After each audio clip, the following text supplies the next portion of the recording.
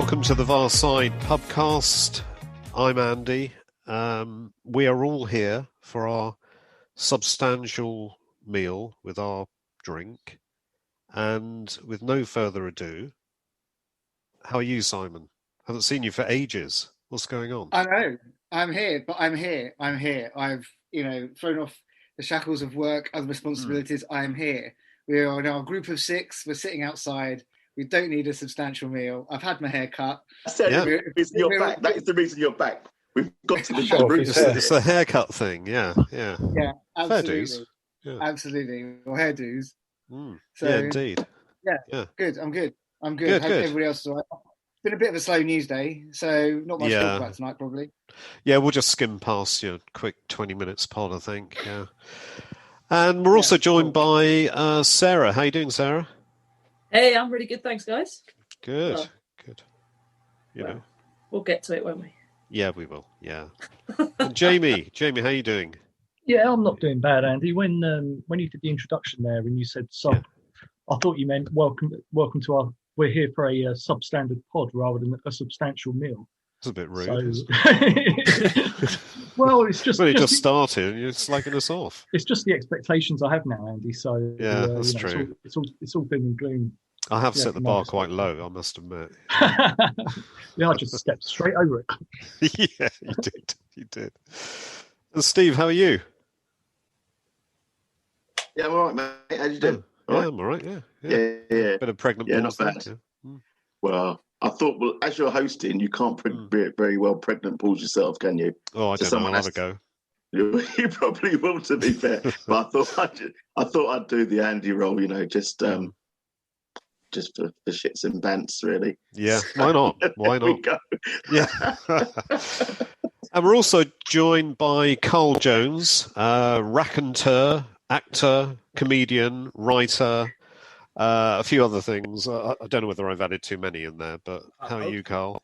One or two, but I'll take them all for the CV. Yeah, I'm very well, thank you, and pleasure to be joining you on, as you say, a pretty slow news day for Tottenham Hotspur Football Club. Yeah.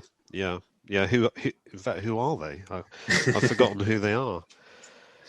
Yeah, so of course we can start with the Friday night game against Everton, and just wondered what positives we could draw from that game. So moving on, Steve, what did you think about the game?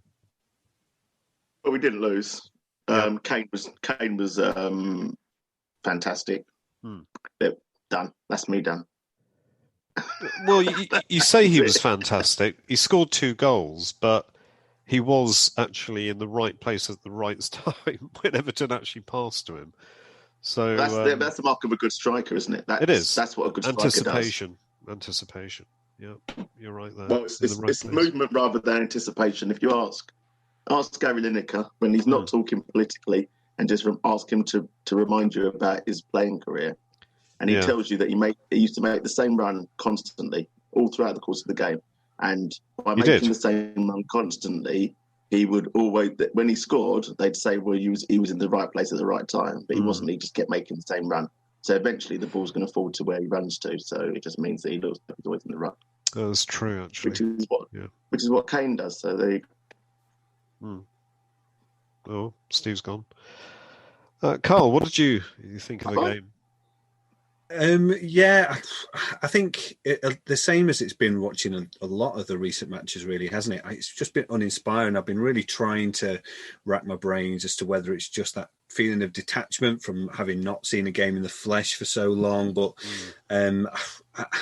I can't help but almost use the word bored, and actually it wasn't all that terrible a game. There was a few goals, but actually we've just been so insipid and uninspiring, and we pounced on two mistakes. We've got the best striker in the world to do that, but it felt like getting towards the end, which I'm sure we'll come to.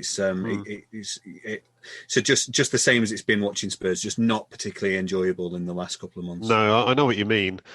When we scored, it really interrupted my Sudoku puzzle. So it wasn't good. What about you, Sarah? What did you think about the tremendous game on Friday night?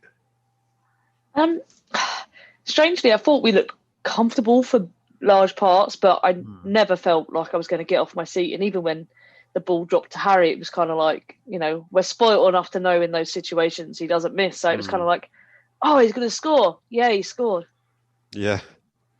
It was a bit like that because you just know that whenever he's in front of goal with the ball, he's probably going to score, isn't he? So we do take it for granted.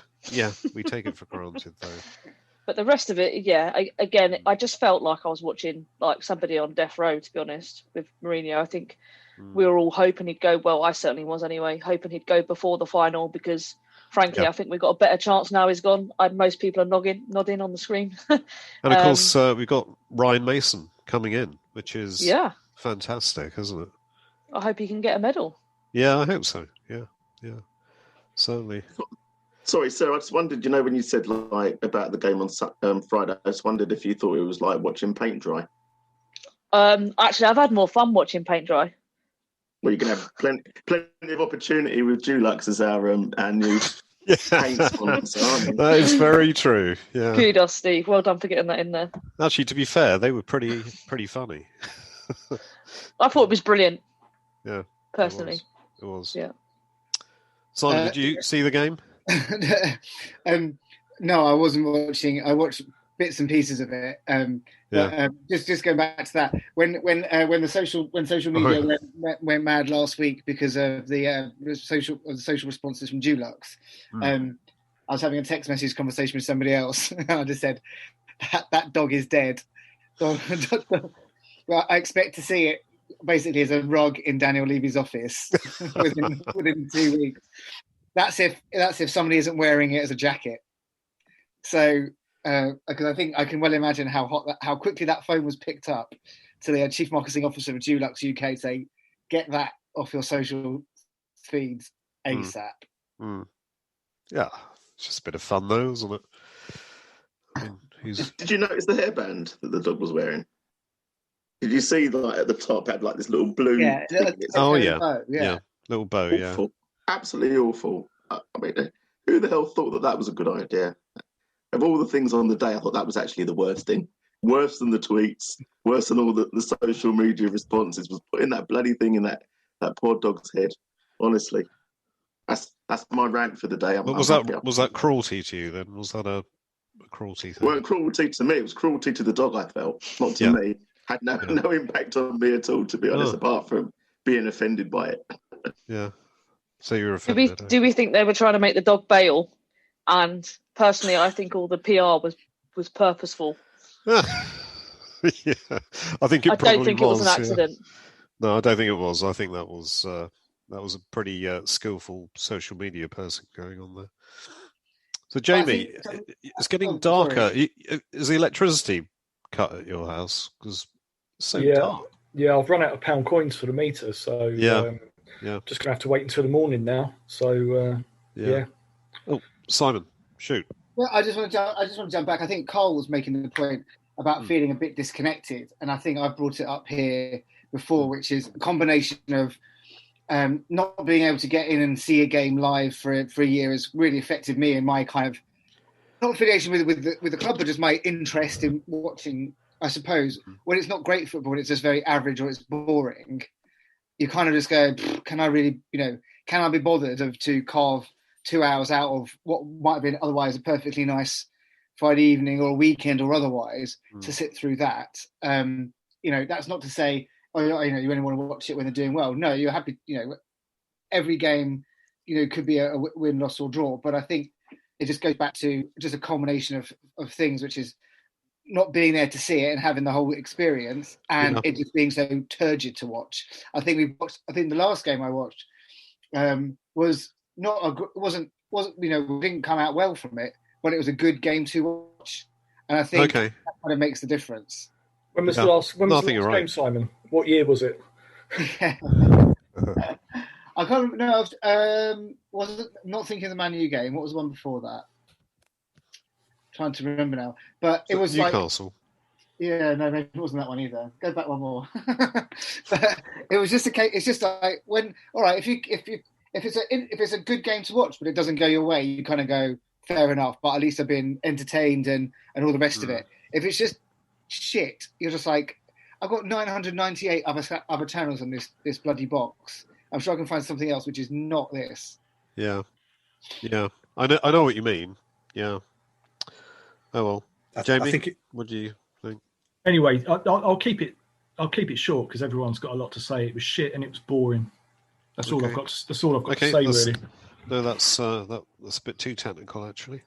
But I was just going to say, last Sunday, the Man United game, the Sunday game, I'd been clear. This is where my life's got to with Tottenham. I'd been clearing out the garden. I'd done a tip run, and I thought there's one more tip run before the tip closes. And I thought, no, Spurs Man United. And I sat through that game, and I've never, in all my years, 25 years of going to watch Tottenham home and away, never have I got to the end of a Tottenham match and thought, I wish I'd have gone to the recycling centre instead. And that, to me, was just where this sliding scale was going. The one blessing of Friday night was I'd been to a beer garden for the novelty on Wednesday and Thursday, so I didn't fancy going out on Friday night. So I could actually sit and watch it. But even then, it just, like you say, it. And I think just, when you think of this thing that you love so much, that you plan your life around, I certainly do. When you become to almost resent spending time with it, it's like a really toxic relationship that we've all, just hopefully ended with the departure of the humble one. I hope so. I think you've just come up with the title for this pod, actually. Which one specifically? I could have gone down to the recycling center. Yeah. Okay. Yeah, that's a good point. So I've got no agenda for this pod at all, because you've always got an agenda. Come on. That's for other reasons. But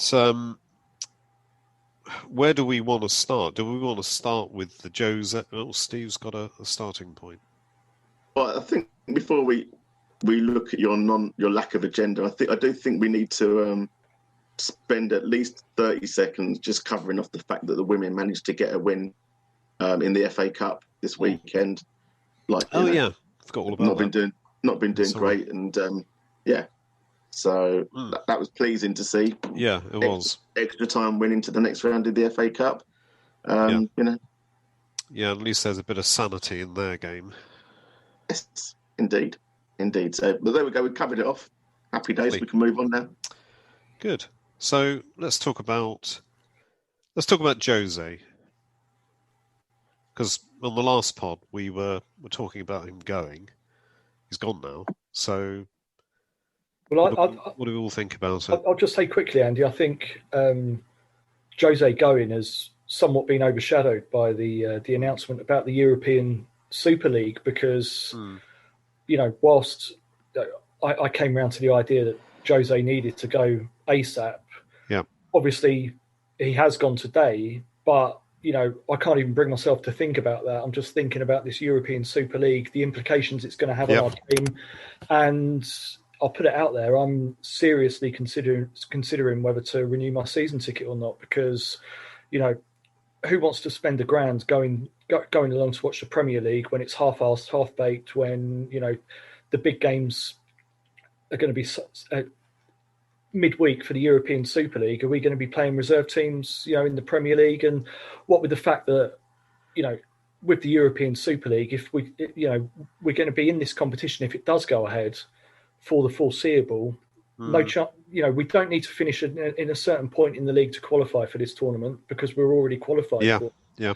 So we're not going to win the league every season. So as long as we hit 40 points and avoid relegation, then isn't that a successful season? What is the fucking point in turning up on a Saturday and spunking £1,000 up the wall on your season ticket, spending a tenner to get to the ground, spending 40 quid on beer and food, going home pissed out of your head, and you've had a shit day. So I've put it out there. I'm more hacked off about the European Super League than the pleasure that I have from the potential of having a new manager and a new vision in place, and a prosperous future, because that future just looks bleak from my perspective at the moment.